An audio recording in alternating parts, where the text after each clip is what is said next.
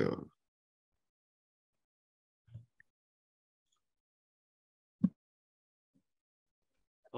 Oke, Assalamualaikum warahmatullahi wabarakatuh. Perkenalkan, kami dari kelompok 8 yang terdiri dari 3 orang, yaitu pertama ada Adin Ilham Fahrezi, lalu ada Farah Razil Ghifari, dan yang terakhir ada Wira Tarumta Timothy Sembiring. Pada kesempatan kali ini kita diberi kesempatan untuk membuat video presentasi mengenai tugas akhir dari program mata kuliah MPSI. Untuk judul tugas akhir yang telah kita buat yaitu Business Case Platform Support bagi Rumah Sakit Harapan Malang. Ini bisa di next.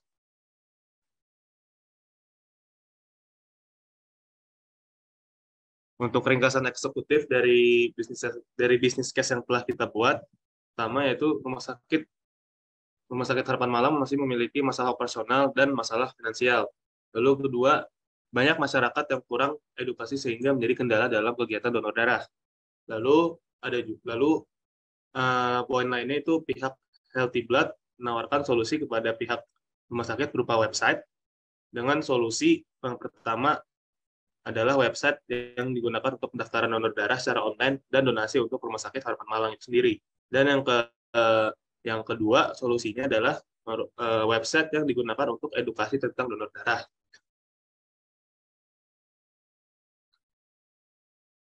Baik, untuk pertemuan kali ini saya akan menjelaskan mengenai rumusan masalahnya.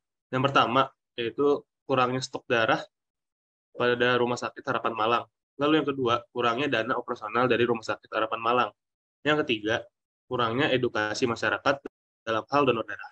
Lalu untuk ringkasan MOV-nya, yang poin pertama itu adalah dalam tempo 1 tahun terjadi peningkatan dalam jumlah pendonor darah Rumah Sakit Harapan Malang sebanyak 2 kali lipat dari sebelumnya.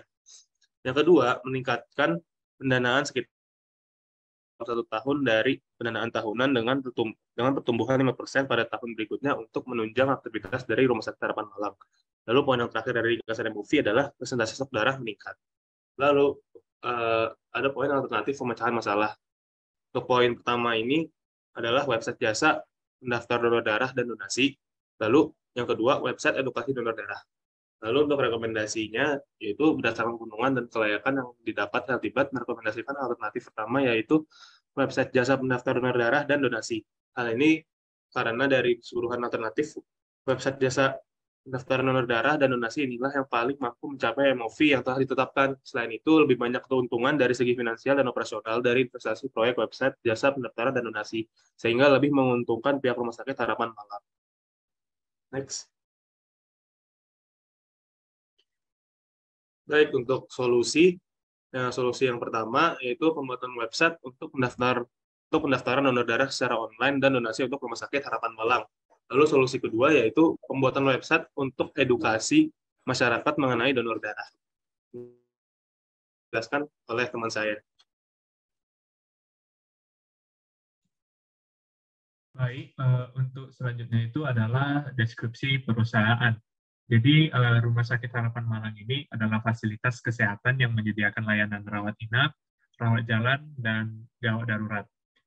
Salah satu pelayanan yang dilakukan Rumah Sakit Harapan Malang adalah kegiatan donor darah untuk membantu masyarakat yang membutuhkan donor darah yang saat ini sedang menghadapi masalah yaitu kekurangan darah yang diterima dan juga kurangnya dukungan dana untuk melakukan kegiatan donor darah di Rumah Sakit Harapan Malang.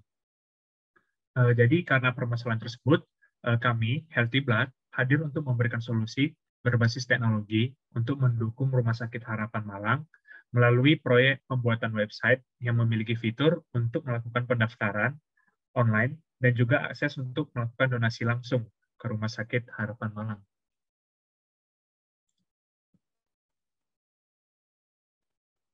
Selanjutnya, ada struktur organisasi. Dapat dilihat di sini ada 3 struktur organisasi kami, yaitu CEO, Project Manager, dan Staff. Di sini CEO bertindak sebagai pemimpin dan perwakilan perusahaan. Peran CEO pada Healthy Blood ditangani oleh 1 orang. Selanjutnya, Project Manager yang bertanggung jawab atas proyek produk yang dihasilkan. Dengan melakukan penyatuan pengembangan produk, pemahaman perkembangan teknologi, dan mengelola pengembangan produk.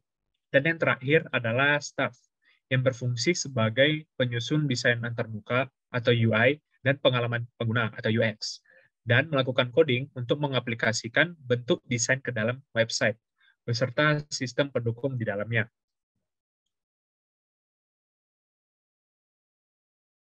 Selanjutnya itu ada deskripsi struktur proyek.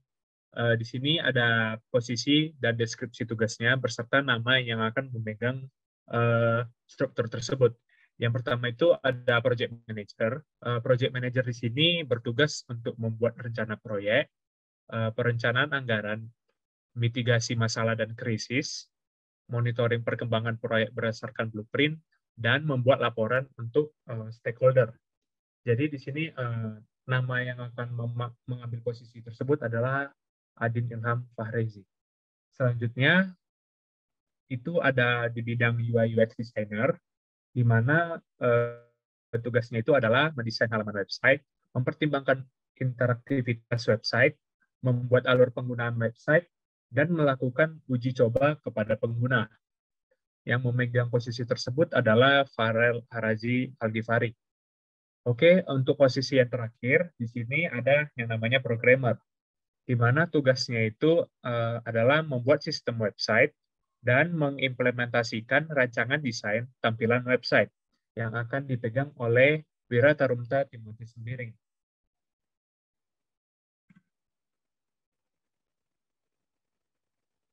Baik, untuk latar belakang masalahnya, di sini menurut standar Organisasi Kesehatan Dunia atau WHO, jumlah kebutuhan minimal darah di Indonesia adalah sekitar 5,1 juta atau sekitar 2% dari jumlah kebutuhan Indonesia setiap tahunnya. Namun, produksi darah dan komponennya baru mencapai 4,1 juta kantong atau bisa dikatakan masih di bawah kebutuhan. Untuk kasus Jawa Timur, yang setiap tahunnya menghasilkan kurang lebih 900.000 kantong darah. Alasan utamanya adalah masyarakat tidak mengetahui pentingnya donor darah dan cara melakukannya. Oleh karena itu, untuk mengatasi masalah tersebut, perlu diciptakan solusi digital yang lebih baik untuk menyampaikan informasi secara tepat dan akurat kepada masyarakat luas.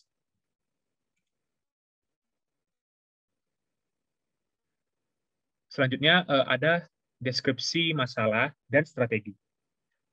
Jadi ketidakseimbangan kebutuhan donor dan pendonor darah dengan strategi yang digunakan adalah pembuatan website untuk membuka proses pendaftaran donor darah melalui digitalisasi. Selanjutnya masalahnya yang kedua yaitu kurangnya anggaran yang dimiliki untuk menyelesaikan kegiatan operasional. Terus strateginya itu dengan menggunakan pembuatan website untuk mendigitalisasi sistem donasi. Selanjutnya, untuk masalah yang ketiga, kurangnya edukasi masyarakat tentang pentingnya donor darah. Dengan strategi yang akan diterapkan, yaitu pembuatan website yang mengedukasi masyarakat terkait pentingnya donor darah. Selanjutnya ada measurable organizational value. Jadi dalam 1 tahun terjadi peningkatan jumlah pendonor darah Rumah Sakit Harapan Malang sebanyak 2 kali lipat. Yang kedua, meningkatkan pendanaan sekitar 15% dalam 1 tahun dari pendanaan tahunan dengan pertumbuhan 5% pada tahun berikutnya untuk menunjang aktivitas donor darah Rumah Sakit Harapan Malang. Yang ketiga, meningkatkan kesadaran masyarakat terhadap pentingnya donor darah demi mengurangi persentase kekurangan donor darah. Selanjutnya itu ada relevansi MOV. Dengan target dalam MOV yang sudah disebutkan sebelumnya, dapat ditargetkan dengan adanya peningkatan pendanaan dari donasi untuk Rumah Sakit Harapan Malang, dapat membantu semua operasional dari Rumah Sakit Harapan Malang, termasuk kegiatan donor darah sehingga jumlah pendonor bisa ikut meningkat dan dapat mengurangi persentase kekurangan persediaan darah yang dimiliki oleh Rumah Sakit Harapan Malang.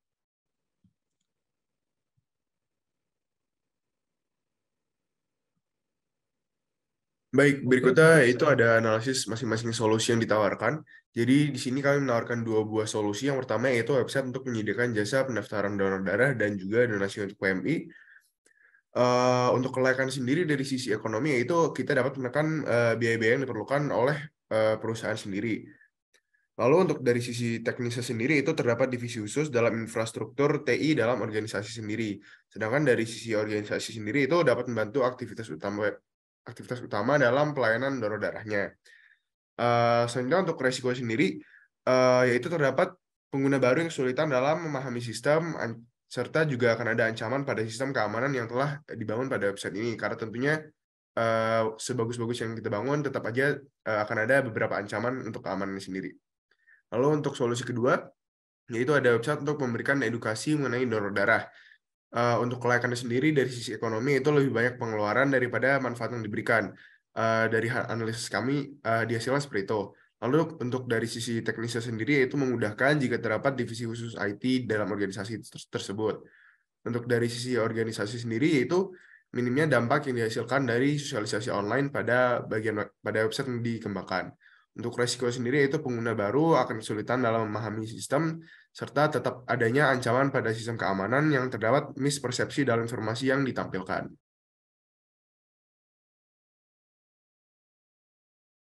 Nah, baik, yang pertama akan saya jelaskan mengenai solusi yang pertama, bagaimana untuk hasil analisa sendiri.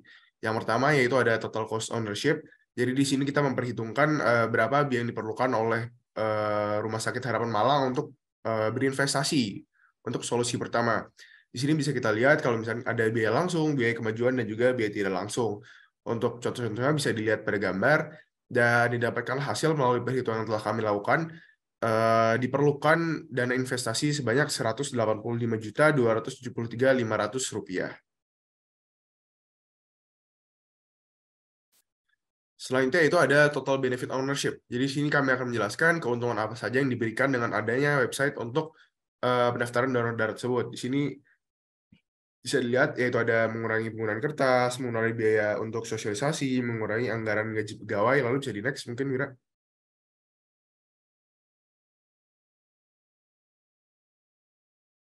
Lalu juga ada mengurangi jumlahnya, lalu ada mengurangi pembagian komisi dari mitra penyedia jasa donasi.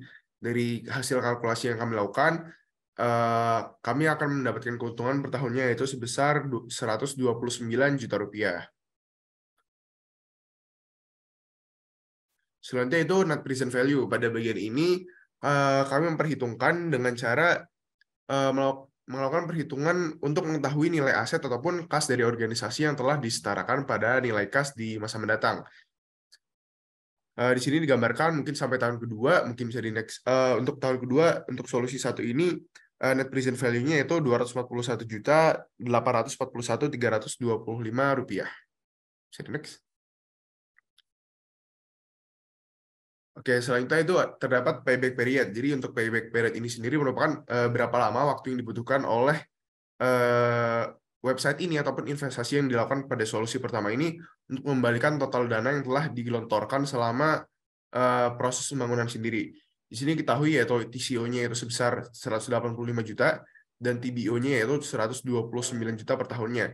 Jadi melalui kalkulasi kami yang telah dilakukan yaitu dapatkan hasil poin 1,43.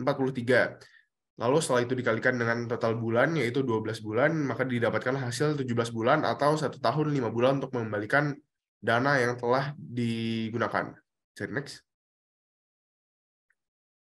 Baik, selanjutnya itu terdapat break even point. Jadi untuk break even point sendiri merupakan berapa lama waktu yang dibutuhkan untuk mengembalikan investasi tersebut dalam bentuk utuh. Jadi istilahnya dari perusahaan sendiri, dari Rumah Sakit Harapan Malang, sudah mendapatkan keuntungan yang setara dengan total investasi yang telah mereka lakukan sebelumnya.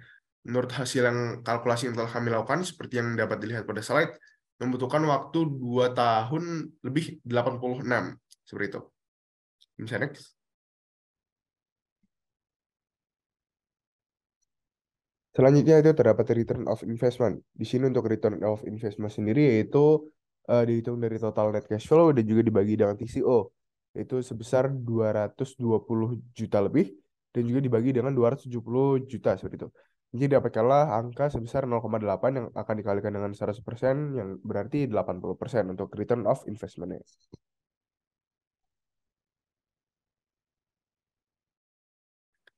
Baik, selanjutnya terdapat analisis untuk solusi kedua.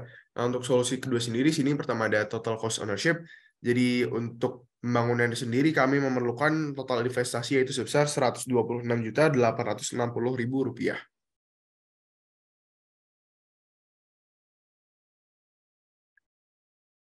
Di sini ada tambahan lagi untuk biaya-biaya kemajuan dan juga biaya-biaya tak langsung yaitu sebesar ada 13 juta dan juga ada 11 juta. Jadi untuk total sendiri yaitu sebesar Rp150.274.500. Saya next. Oke, lalu untuk benefit yang ditawarkan yaitu ada beberapa hal yaitu seperti mengurangi jumlah kertas, mengurangi biaya untuk sosialisasi, mengurangi anggaran gaji karyawan. Nah, untuk di bagian ini sendiri menghasilkan keuntungan yaitu sebesar Rp29 juta. Saya next. Oke, jadi untuk biaya penambahan akurasi dan juga penambahan layanan untuk solusi kedua yaitu untuk karena berfokusnya memang untuk sosialisasi kesadaran masyarakat untuk berdonasi, maksud saya berdonasi darah seperti itu ya. Jadi untuk akurasi dan juga penambahan layanan sendiri tidak ada manfaat yang dapat ditampilkan. Jadi untuk total keuntungannya tetap Rp29 juta. Selanjutnya itu net present value mungkin masih sama dengan yang net present value pada solusi pertama, yaitu tujuannya adalah untuk mengetahui nilai aset ataupun kas organisasi yang disetarakan dengan nilai kas di masa yang mendatang. Nah, untuk solusi kedua ini sendiri yaitu untuk nilai kasnya ini bernilai minus yaitu sebesar Rp1.996.000. Nah, karena nilai tersebut bisa lanjut, Tur? Kenapa? Itu untuk tahun ke-6. Lalu hingga tahun ke-10, setelah kami lakukan perhitungan lagi, didapatkanlah hasil bahwa net present value-nya itu sebesar Rp6.297.250. Oke, bisa next. Baik, selanjutnya itu ada payback period, mungkin sama seperti tadi, itu berapa lama waktu yang dibutuhkan untuk mengembalikan investasinya itu sendiri. Melalui perhitungan yang telah kami lakukan, dapatkanlah hasil bahwa untuk sebesar investasi yang diperlukan dan juga benefit yang ditawarkan, maka membutuhkan waktu sebesar 9 tahun lebih 8 bulan. Next. Oke, untuk break-even point-nya sendiri yaitu kita harus melakukan penjualan ataupun penggunaan yang menghasilkan benefit yaitu sebesar 89 kali ataupun 89 unit yang terjual seperti itu. Next. Selanjutnya itu return of investment sendiri, melalui return of investment ini sendiri per tahunnya akan menghasilkan sebesar 11,9%. Next. Baik, nah melalui hasil kalkulasi yang telah kami lakukan sebelumnya yaitu terhadap solusi 1 dan juga solusi 2, maka kami tampilkan untuk perbandingan sendiri. Mungkin bisa dilihat secara gamblang di sini bisa dilihat bahwa untuk solusi 1 lebih memiliki value yang lebih tinggi ditawarkan oleh ke perusahaan Rumah Sakit Harapan Malang karena memiliki nilai yang bagus pada bidang ROI, payback, keselarasan proyek MOV, kemampuan tim, lalu juga di bidang risiko rendah dan juga kepuasan dari pelanggan itu sendiri. Sedangkan untuk solusi kedua sendiri hanya mengungguli di bidang pemeliharaan serta waktu pengembangan karena memang solusi yang diberikan untuk fiturnya sendiri lumayan sedikit. Mungkin seperti itu. Mungkin bisa next.